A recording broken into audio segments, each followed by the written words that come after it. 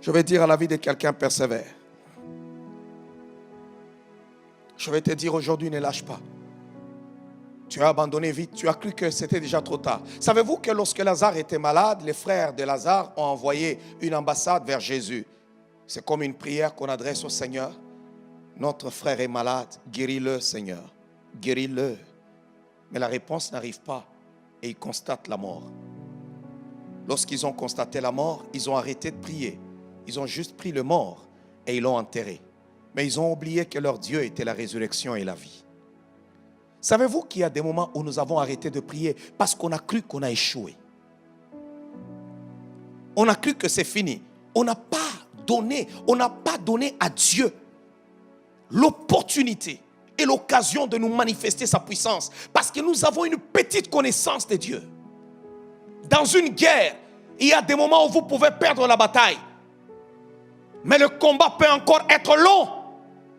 Continuez à prier.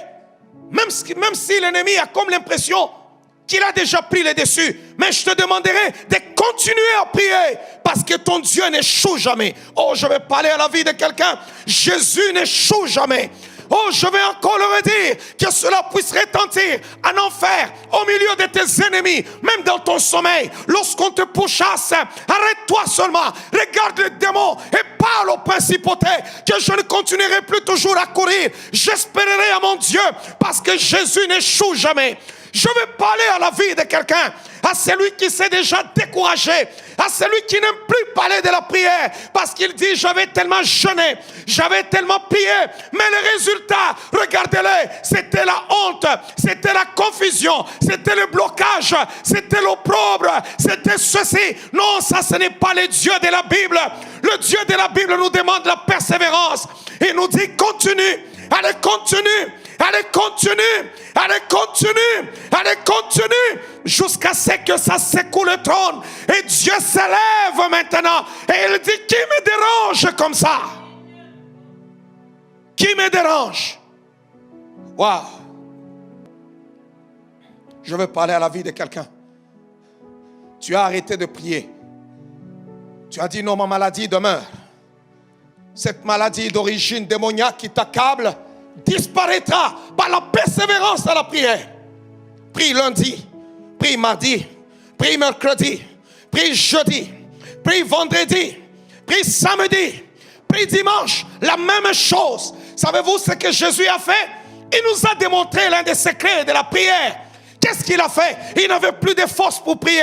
Il n'avait plus d'énergie pour prier. Savez-vous que vous pouvez ne pas avoir l'énergie pour passer des heures et des minutes, répéter la même chose? Seigneur, je veux cette victoire. Seigneur, je veux cette guérison. Seigneur, je veux cette guérison.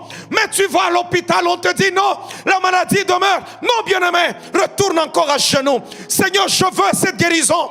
Yahweh, je veux cette guérison. Yahweh, je veux cette guérison. Tu retournes à l'hôpital. On te dit non, la maladie est encore là. Ne te décourage pas. Non seulement l'homme, ton ami ne sortira pas à cause que tu es son ami, mais à cause que tu l'as importuné. Il ouvrira la porte.